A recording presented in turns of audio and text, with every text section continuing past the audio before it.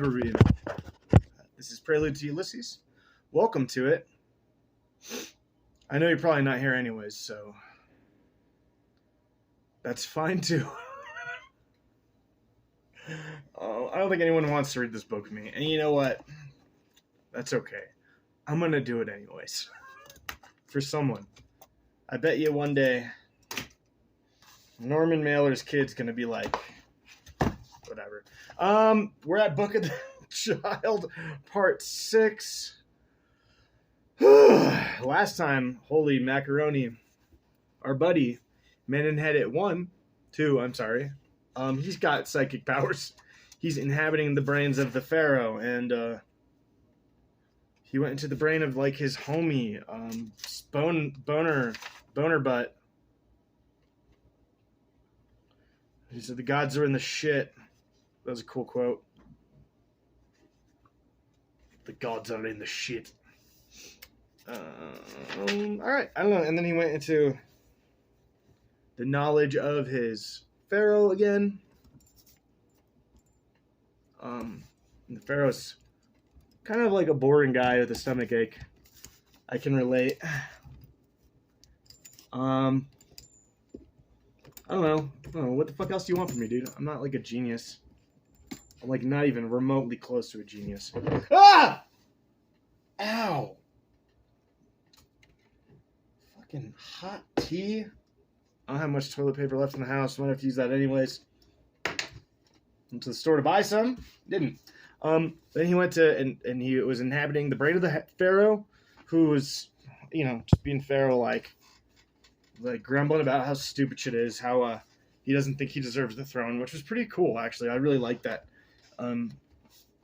that inner monologue of the Pharaoh, being upset that that people were singing him the same songs of Pharaohs past who had apparently done more, I guess, by his standards, or have been more heroic. I really like that. That was cool. And then Menenhedet kind of stands up, and he's like, I was in the fucking war, bitches. And they're like, what war? And he's like, the one 150 years ago. And then he kind of comes to back in that room, and his mom's like, hey, man, come out here. Come hang out with us. Because he wasn't out there. He was just hanging out in that room that was painted all nice on the inside. Okay. And then he's like, hey, why is Grandpa like 180? And she's like, come, she said. Because she freaked out. She's like, what the fuck, bro? I did not know Menenhedet was born 180 years ago. Come, she said. I suppose it is time to tell you a little more of the truth. You see, it is possible that your great-grandfather has been born 4 times.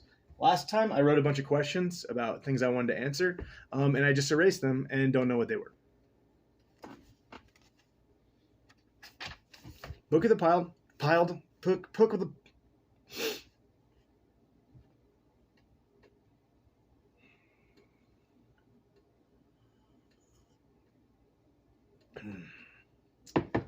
Book of the Child, Part 6. When I did not know how to reply, she smiled tenderly. Do not fear, she said. Your wisdom is equal to a boy of 15. He's 6 years old. And sometimes you understand matters that are beyond the grasp of a man. But then I think you have such powers because you were conceived at the time of a great event. She paused as though the sound of such words could injure the stillness of the air, and added, let us say of what was almost a great event. Almost, I asked. It did not quite take place. As she said this, her fingertips passed around my forehead in a circle, and I saw Menenhedet's face appear in the center of her thoughts. His features as twisted as a rag squeezed out of its last moisture, a frightening sight to have of my great-grandfather. But I knew what she meant. Menenhedet had come near to death on the day I was conceived. She spoke, however, of other things. I have known, she said, that at times you enter the mind of those you are with, but I did not know you could hear voices from another room. Not until this hour, I said. After I left you here? Yes, I said. I'm trying to do voices differently, because I listened to a couple of these, and it's not that great when I interrupt in the middle, but it's confusing. I don't think I do the voice as well. And I think other people do voices, so maybe I'll do it a little bit. I just want to do a little intonation because I don't really want to take away from this lovely story, like I am right now, by telling you what I'm about to do. Yes, I said. Maybe I'll just do a little higher pitch or a little lower pitch, depending on whose voice I'm speaking in. Does that sound good? Hit this hand for yes, this hand for no. Whoa, stop it. You're gross. I'm going to do it anyways.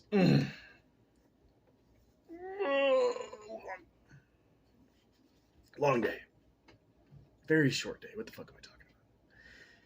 Yes, I said. I think it is because of the room. Because, and I did not understand why I added this, because of the loveliness of this room. But then I was learning what I meant by my words, even as I spoke. Indeed, I was recognizing I could only learn what I knew as my voice passed into the air.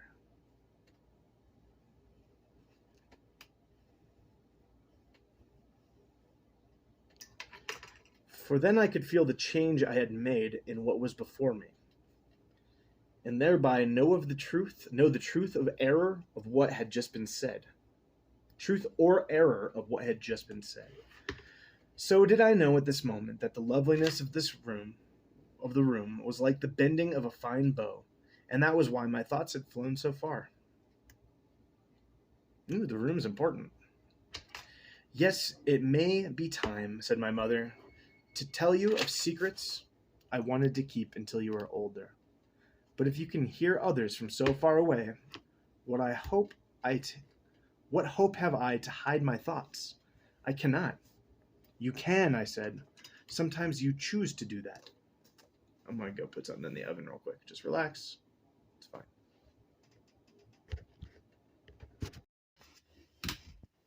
At a price to myself, murmured my mother, and drew her fingertips to her eyes with a gesture so attractive that we both began to laugh. For we both knew she had an image of wrinkles beginning in the corners of her eyes if she tried to squeeze back her thoughts from me. Oh, you are a darling, she murmured, and kissed me carefully, in order not to disturb the cosmetic on her lips.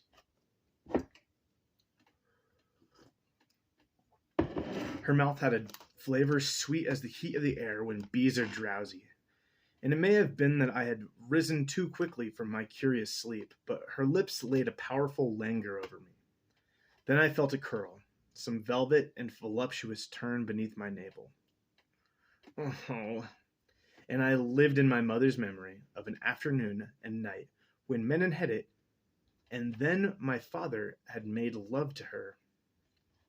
Yes, both men in this room, one for all of the late afternoon, no matter how the walls were painted red for the evening, and one for the muted red walls of the same room.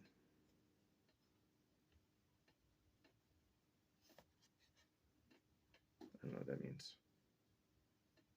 Seen later by the flame of a candle, and although Iaseab's full lips upon Sweetfinger had left many intimations of sensuous hours to come, still how could I commence to understand what went on in Hathfertiti's luxurious bed, if I had not been inflamed by the sweet kiss of my mother's honeyed mouth. So I knew that in the day which I had been conceived, might be one of the most remarkable of her life. Then, as if this languor she laid upon me left her less able to protect her own thoughts, so did I also acquire the knowledge that on the day of my conception, on that late afternoon, Menenhedet had made love to my mother, in a manner he had made love but 3 times before. At once my mother tried to chase these pictures from her brain, just so quickly as she thought them. I think the door's open. Something's really cold.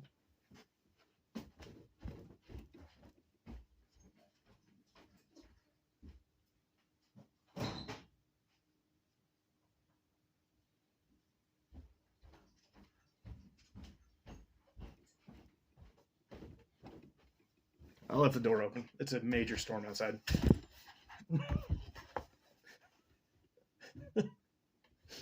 Huh. At once my mother tried to chase these pictures from her brain just so quickly as she thought them. But I had a true glimpse, as clean as the white of a stalk of grass when the root is pulled from the ground. Yes, as intimate to my ear as the sibilance, Sibilance, sibilance.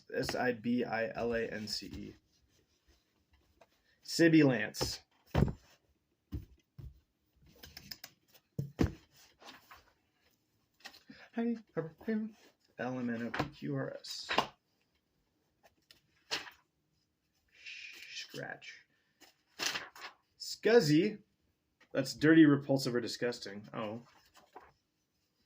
7th. Sham. Shellac. Shove. Show. Silken. Sight. Sidearm. Showing. Sickle. Sick. Shush. Shuttle. Sibilate. Is that the word? Sibilance.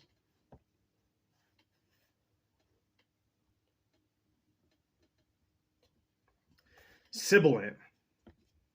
It's an adjective. 1. Hissing. 2. Of or pertaining to a consonant sound in which air is channeled through a narrow groove along the center of a tongue, producing a hissing sound. 3. A sibilant consonant sound as s, z, sh, or z. Cool. Sibilance. Sibilance. As intimate to my ear as the sibilance of that stalk surrendering its life in earth. The first light pain on the white root, like a knife in the flank. So sudden is the pain of the grass. So did I come into the deepest secret of my family. For my mother's mind offered it up without a word, although her lips certainly trembled as these confessions poured from her mind. I learned, and all at once, that my great-grandfather had the power to escape his death in a way that no one may ever have done.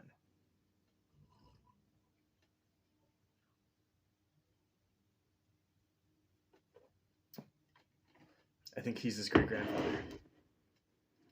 For he had been able, during an embrace, to ride his heart right over the last ridge and breathe his last thought as he passed into the womb of the woman.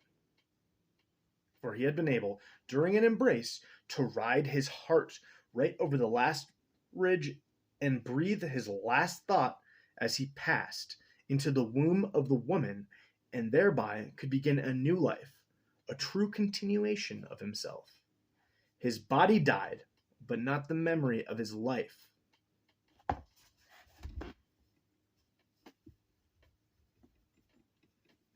You don't have to fuck your granddaughter, though. Come on, bro. Great-granddaughter. Soon he would show fabulous powers in childhood. So I understood why my mother could no longer keep such knowledge from me. I, too, showed such powers.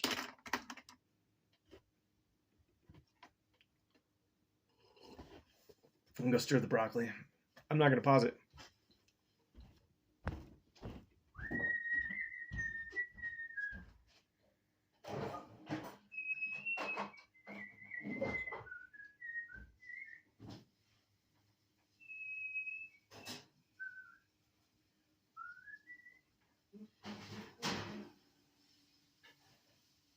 Oh, broccoli is mine.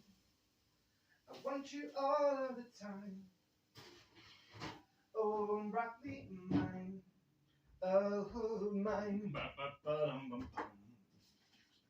I'm a bird, I'm a bee, I am metaphysically attached to pizza in my pants. To pizza in my pants, pizza in my pants. I want cheese and pepperoni, they make me dance. I love to eat it all. I love to eat it all.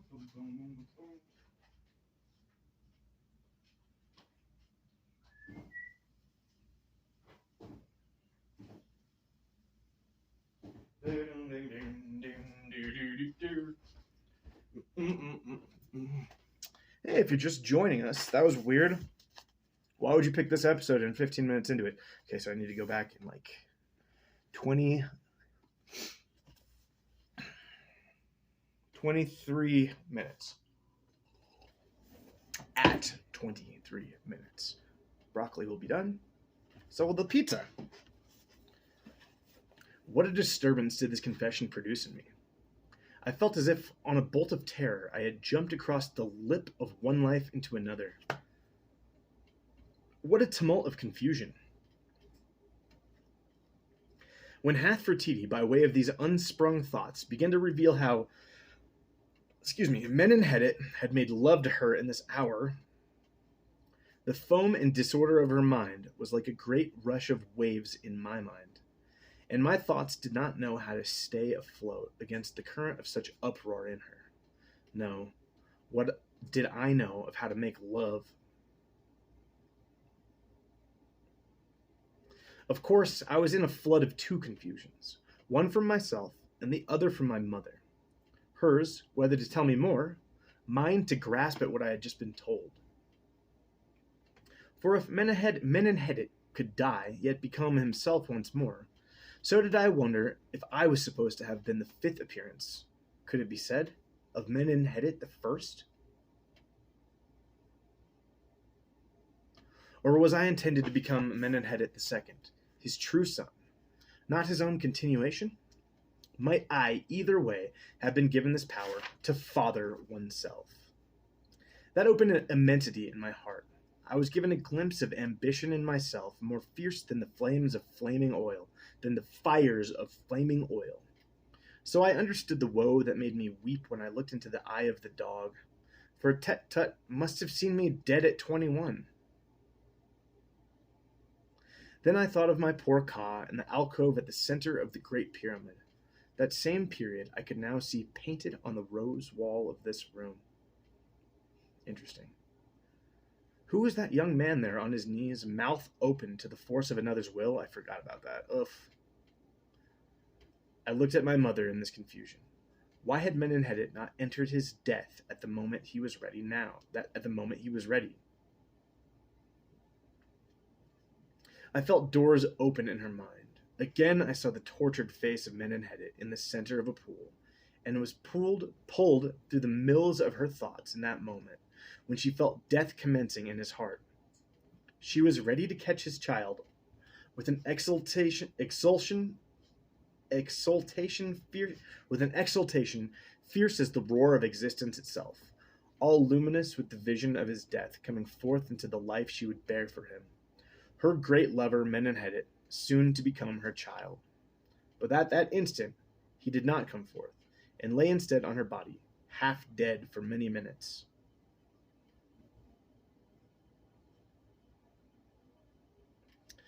When later he withdrew, he said with a smile, I do not know why I changed my mind. He even put a finger to her chin and murmured, on another occasion, and departed from the body of his granddaughter. Oh, just granddaughter? Yeah, sorry. It's his great-great-great-grandfather, his granddaughter. Departed from the body of his granddaughter, departed from that place where he had been ready to send his death. And I, comprehending this, could hardly know how much of me was similar to him. Oh, I love tea so much. I knew only that I was kin to my great-grandfather in 100 ways I could not name. My powers first, and remembered my mother saying, Nef kem Ockem is your father, and yet he is not. So I had a hint of the toils of her body on that long day when I was conceived, for she must have been so certain a child would come to her by Menenhedet, that what she would contribute to herself was swimming already in her blood. Yet it was my father who must have put the seed into her that evening.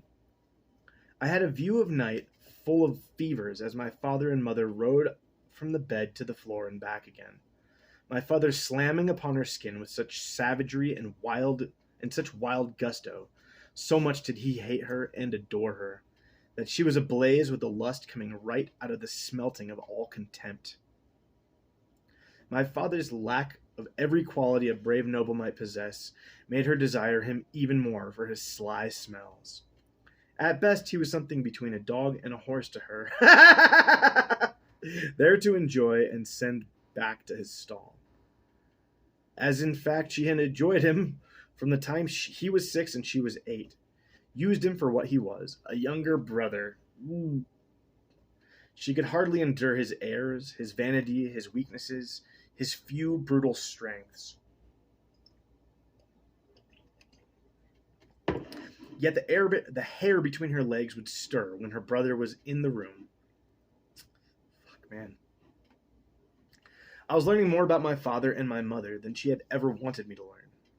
I felt it now through Hathvertidi's efforts to close her mind from mine. But I was forcing her, as if this was the only seduction I could perform, to strip away each thought. So did I penetrate into one more secret she might have wanted me not to find. And I could tell by the spasm in my chest, yes, the thrill and nausea, I almost said lasagna, nausea of this recognition that what I was about to learn was, by the first hand, awful, and next that I was jealous. If for the first time, I was nonetheless jealous, for I realized that my father was powerfully attractive to my mother, because of his father, shit collector. Now, I understand, as if engraved in the stone of my heart, that my mother had grown up in the shade of her mother's desire for Fekfuti, that uncontrollable desire. And although I did not know how Fekfuti looked, still my imagination insisted that he was one of the boys I had seen in my sleep this afternoon, when I lived within Bone Smasher's eyes. I saw those boys in the alley fighting again for balls of manure. I could see Fekfuti fighting other boys for every piece of dung he could find in the city until he was enthroned on a heap, and ordering about the whores in his brothels as they went by with their transparent dresses and long blue wigs. King of shit, cool. I did not know if these were my thoughts now or my mother's. But I would certainly have been disgusted, if not also near some old thrills, as though I were 2 years old once more, and still learning how not to soil myself, although mightily tempted.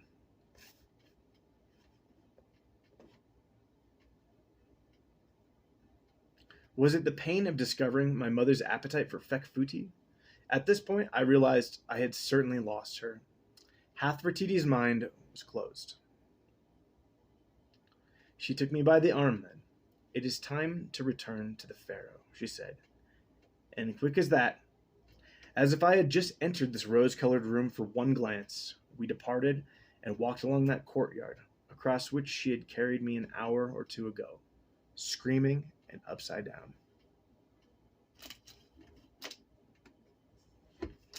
Well, I love this book. It's gross. But I like how far it takes us and we just move nowhere. Does that make sense? I underlined this part. I gotta go get that thing out of the oven. Because I feel like this is how I live a lot of the time. You couldn't understand his words. Indeed, I was recognizing that I could only learn what I knew as my voice passed into the air. I definitely struggle with knowing what I'm saying and maybe just talking about shit. I'd like to stop that a little bit. I love those short chapters. Isn't that nice? No longer. This next chapter is a biggie. A whole 8 pages. That'll take a couple days to get through. Well, let's try to remember what happened. Everything was cool. He got into his mom's brain and realized that, once again, his grandpa banged his mom. Baking soda. Cheese is melted about 8 minutes. And, hey, pizza. Oh, hot!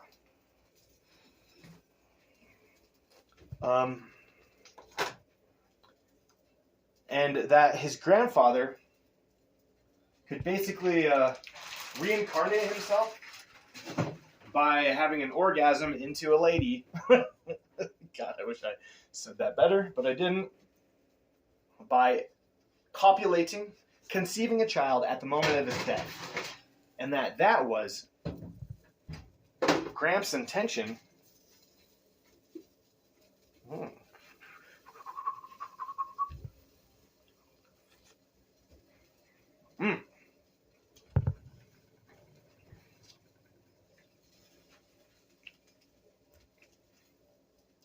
But instead, Grandpa didn't want to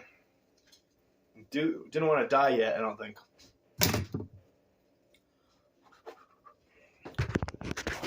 So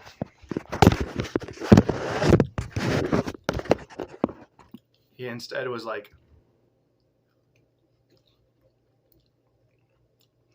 he didn't come, I guess. And so then Nefertiti's brother, Shit Collector, came in and hate banged her. But she liked it because she liked, I think, his dad, which is not her dad, I don't think. Amenhotep got jealous.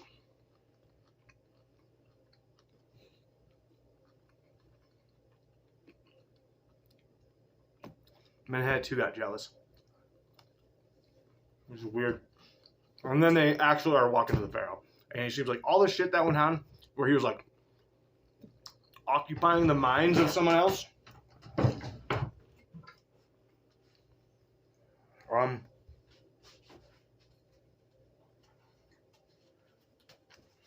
Felt like it did not even happen.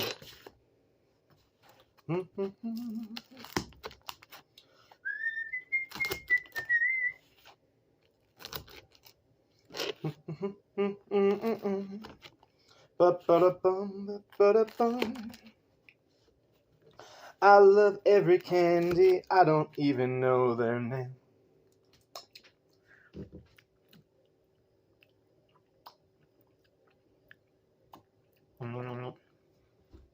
Cool. It's that.